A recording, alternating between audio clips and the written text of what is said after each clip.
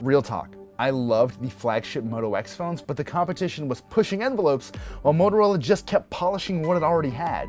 Thoughtful refinements each year are welcome and valuable, but sometimes the situation just calls for a shakeup, and that's why we're not playing with the new Moto X right now. We have the new Moto Z and Moto Z Force instead, two devices Motorola hopes will spark new interest in the brand and get us all thinking about what our phones should be capable of. To start, there's no two ways about it, the Moto Z is shockingly slim. At 5.2 millimeters thick, it is the thinnest premium smartphone I've ever used, and it's plenty powerful too thanks to the quad-core Snapdragon 820 chipset, 4 GB of RAM, and an Adreno 530 GPU. There is also a fingerprint sensor on the front. There's a 13 megapixel camera sensor around the back, either 32 or 64 GB of storage in the phone with a micro SD card slot, by the way, and a beautiful 5.5-inch Quad HD AMOLED screen up front. Now, surprise, surprise, there are some things to be aware of. For one, this phone is just going to feel too thin for some people. It also has a pretty modest 2600 mAh battery, which barely got me through a 12-hour workday of admittedly pretty frequent use. If you use your phone less than I do, you can expect it to last up to 30 hours, although that's not something I've ever really been able to capture. And most importantly, there's only a USB Type-C port here.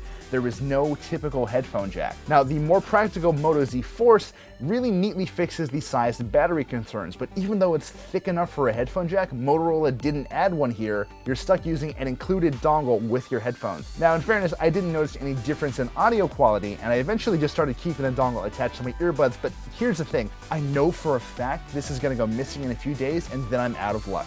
Anyway, the Moto Z shares its Qualcomm foundation with the Moto Z, so they both run with the sort of top-tier speed and smoothness you'd expect from a flagship phone no matter what I threw at them. Still, the Z Force has a shatter-proof display and a bigger 3500 mAh battery that kept me running for nearly 3 days on a single charge.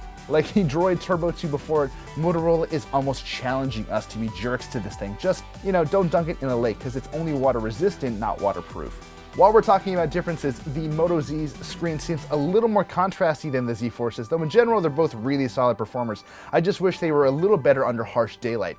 Their cameras are different too. While both do a good job rendering colors with Verve, the 21 megapixel camera in the Z Force usually succeeds at picking up more detail, resulting in crisper, nicer photos. It's too bad that playing with the professional mode, aka manual settings, sometimes made the camera app force close. Now, Motorola is well known for releasing smartphones that run almost stock versions of Android, unless those smartphones are Verizon exclusives like these are. The broad strokes of Android 6.0.1 Marshmallow are still here, but Verizon's influence is undeniable. When you start up the phone, for instance, there is a separate but optional setup process to get set up with Verizon's cloud. And did I mention lots of preloaded software that no one asked for? Does anyone really want this stuff? On the plus side, Motorola's thoughtful software tricks are all still here. You can wave your hand over the screen to check the time, gestures for launching the camera and turning on the flashlight still work, and the Moto Z siblings are still great listeners too. They're always on the lookout for your wake-up call and your follow-up question.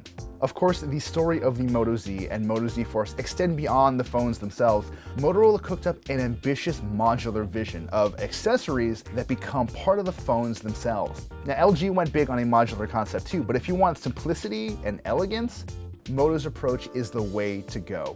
The 16-pin Moto Mod connector allows data and power to flow between the phone and accessories, leading to neat developments like the $299 InstaShare projector. When fully charged, the projector will run for about an hour on its own before using the battery in your phone. And if you stick it far enough away from the wall, you can get a picture that's about 70 inches diagonal, or in my case, a pretty big jump over the clunker of a TV I bought on sale years ago. Your environment needs to be super dark, and it can be tough to get the focus just right, but I was left with that sort of special wow moment that I didn't see coming. It's tremendously cool, but at basically $300, it's also tremendously expensive. Compared to that, the $79 JBL speaker mod seems way more modest, even though it still works really well. I probably pissed off a few people in the office by cranking it up all the way, which can be almost unpleasantly loud depending on the music you're playing. It does, however, lack a certain weightiness and meatiness to the audio, but this thing will definitely do in a pinch next time your friends come over. Really though, the best Moto mod is a battery back that feels absolutely seamless when it's attached to these phones. They basically double the typical Moto Z battery life and feel great doing it. If you buy a Moto Z, this needs to go with it. I've got to give Motorola credit for doing what LG couldn't. conceiving and realizing modular smartphones, they're actually convenient and cool and worth using. And for the record, the Moto Z and Moto Z Force are two of the best, well-made devices in Motorola's history. Still, for all of the things I like in these devices, some things just keep me from loving them fully. Part of it is the Verizon exclusivity, part of it is the less than stock software. And you know what, maybe I just can't get over the lack of a headphone jack after all. Either way, these phones are very clearly not meant for everyone. If you're a Verizon customer on the lookout for a powerful new smartphone, do yourself a favor and check these devices out. The rest of us would do well to see if a cleaner, unlocked version is actually coming.